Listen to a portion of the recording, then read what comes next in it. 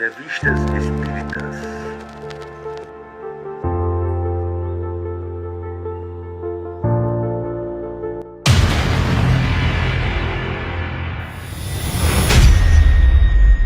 Olá, meus amigos, tudo bem? Vamos para o 10º episódio das Revistas Espíritas. Estamos no mês de maio da revista de 1858, né?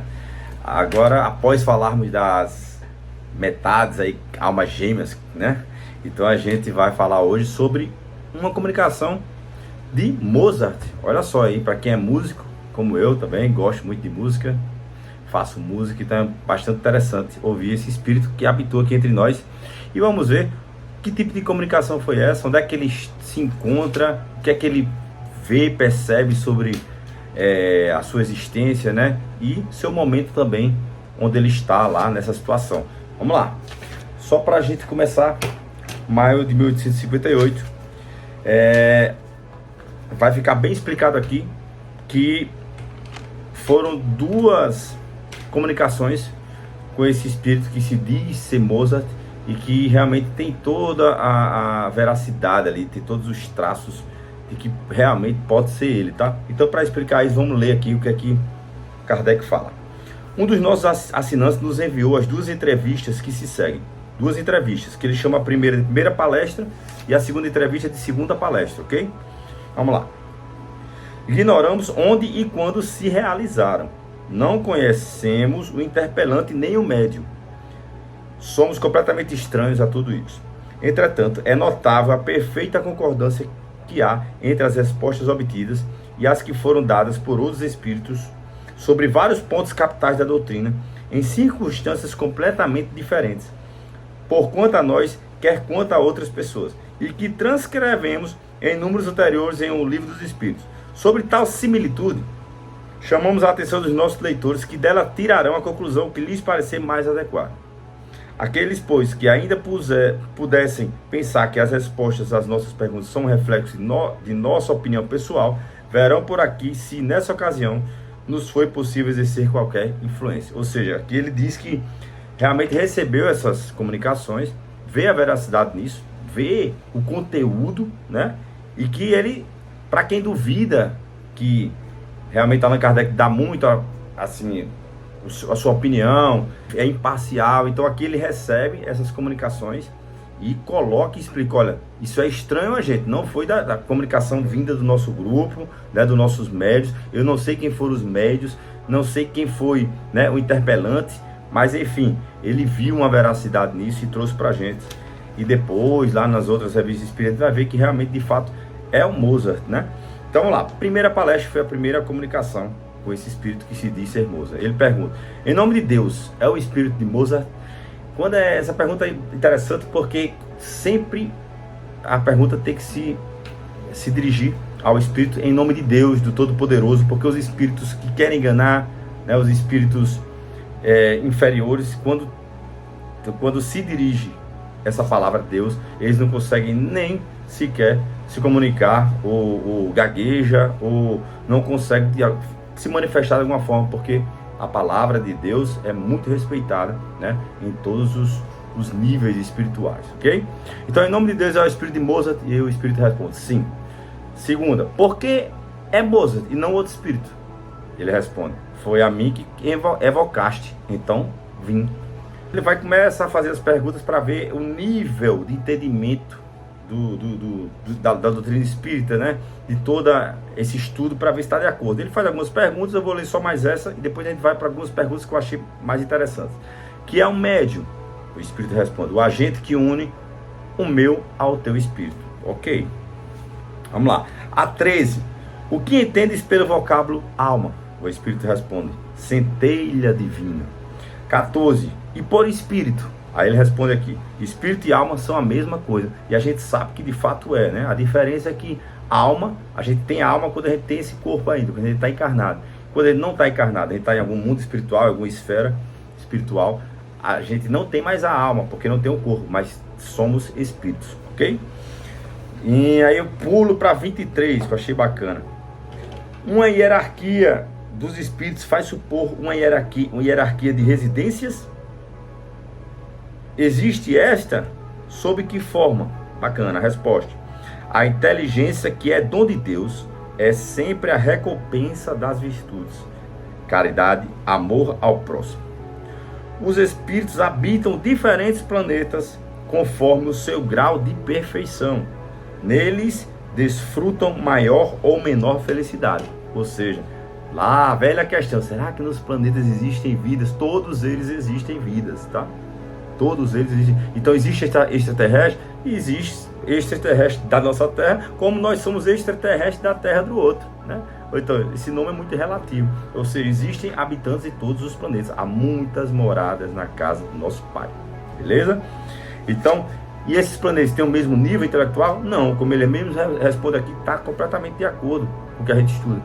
Não, são mais ou menos felizes, de acordo com sua evolução. Se você está na evolução que você já está bastante, né, alto, evoluiu bastante, você vai para um planeta adequado à sua evolução. Se você ainda está no início de tudo, no começo da escada da evolução, num planeta mais primitivo, ok? Questão 23. Vamos para a seguinte. Que é o que se deve entender por espíritos superiores? Ele responde, os espíritos purificados. Beleza? Espíritos puros, né? Espíritos perfeitos, que já não reencarnam mais. Então, nem ele é o Mozart, que está encarnado, que a gente vai saber onde é que ele está encarnado daqui a pouco, nem eu, nem você que está aqui assistindo essa live, né? Somos espíritos superiores, porque a gente está encarnado. Os espíritos puros, purificados, não reencarnam mais, ok? Perfeita a resposta. Questão 26. Qual o mundo que habitas? Aqui é interessante. Então, para você que tem curiosidade para saber onde Mozart está, principalmente aqui, né, nessa comunicação aqui de 1858, ele residia no planeta de... Vamos lá. Qual o mundo que habitas? Ali és feliz? Ele pergunta, e aí, nesse mundo que você habita, você é feliz? Ele responde, Júpiter. E a gente estudou, tá nos outros episódios aí, que Júpiter é o planeta, né, do nosso sistema solar mais evoluído. Então Mozart já está nesse planeta, já está mais purificado, já está numa escala acima da gente, sabe? E ele pergunta se ele é feliz. Resposta: ali desfruto de uma grande calma. A todos os que me rodeiam, não temos o ódio. Ele dá uma breve ali, resumida, né? Mas ele diz, ali não existe o ódio, existe muita calma, né? Então, isso já é um grande passo. A gente está muito longe disso, né? Vamos lá. E agora, eu achei interessante isso, da primeira comunicação. Agora vamos para a segunda comunicação, que ele chama aqui segunda palestra. Allan Kardec fala, já não é o mesmo o interlocutor. Parece, pela natureza da conversa, de que se trata de um músico. Aqui é um músico conversando com Mozart. O interlocutor, que é o cara que faz as perguntas. Feliz por se entreter com um mestre. Depois de diversas perguntas que nos pareceram de reprodução inútil, diz Mozart. Vamos lá.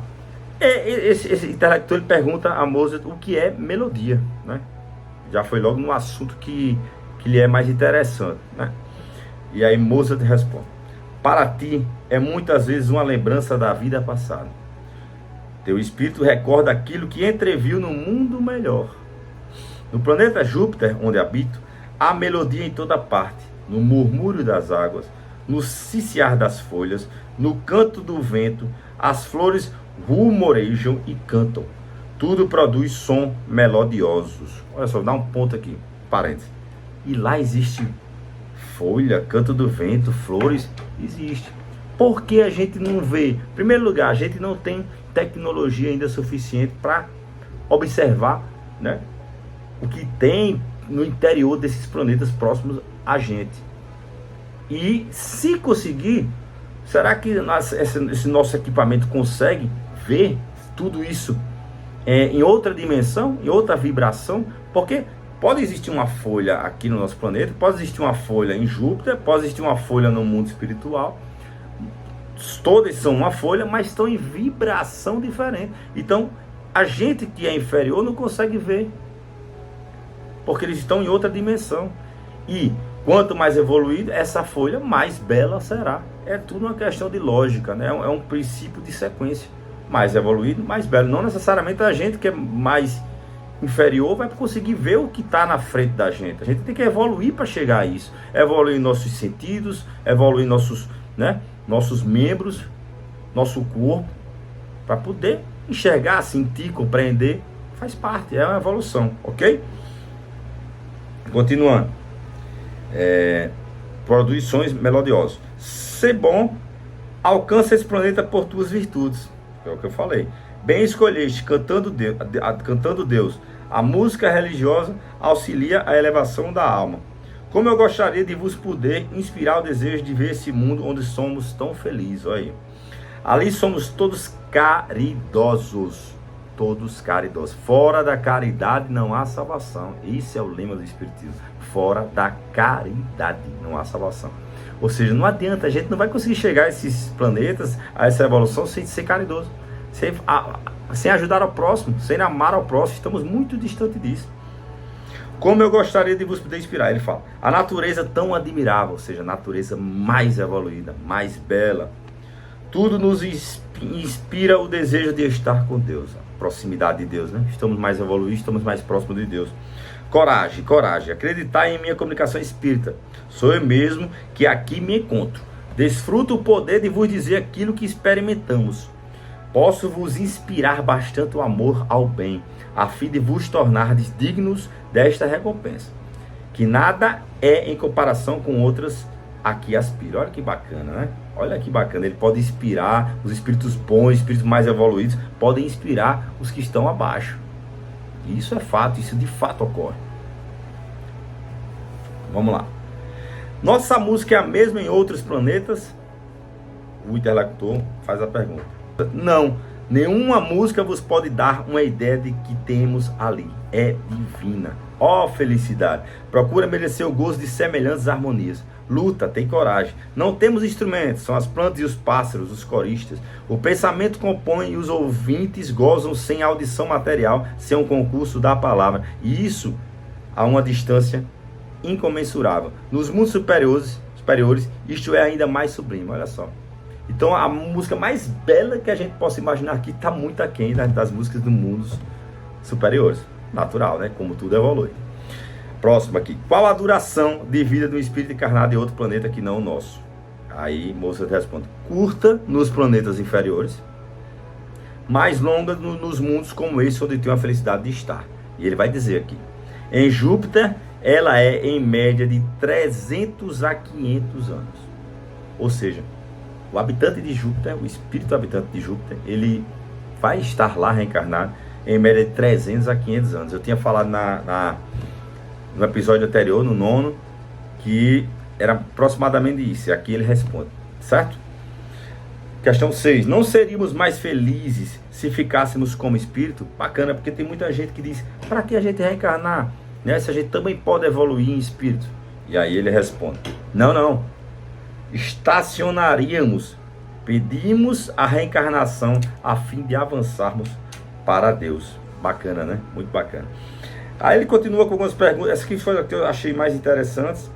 E aí ele continua perguntando como entraste aqui. O espírito responde. O espírito atravessa tudo, né? Uma vibração diferente. Agora, muito interessante é essa 12. Ainda te achas muito longe de Deus, ó? Apesar de ele estar no mundo superior, ser um espírito superior a gente, ele responde humildemente. Sim. Você ainda está muito longe dessa comunhão de Deus. Ele pergunta, compreendes melhor que nós o que seja a eternidade? E ele, sim. No corpo não há podeis compreender. Bacana, né? Achei aqui outra bastante interessante, que ele falou, o que devo fazer para apurar minha habilidade? Eu músico, né? E ele responde, podes evocar-me, eu obtive a permissão de te inspirar. Olha que bacana, ele vai inspirar através de sonhos, através de até falando, mas a gente não escuta com esse ouvido, mas a gente sente, né? Vem aquela ideia, isso é inspiração, são os espíritos falando, se comunicando.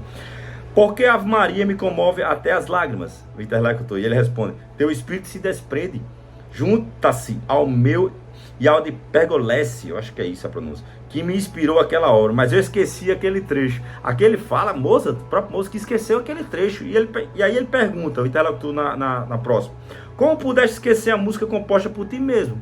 Bacana, né? Pegadinha, é? Aí eu quero a resposta dele. A que tem aqui é tão linda. Como recordar aquilo que era só matéria? Então, ou seja, se ele já foi para outro plano, superior, com outras melodias, com tudo mais evoluído, por que ele ficar preso a coisas antigas e até menos perfeitas, né? Boa resposta também. Então, gente, grande abraço. Até o próximo episódio. Abraço.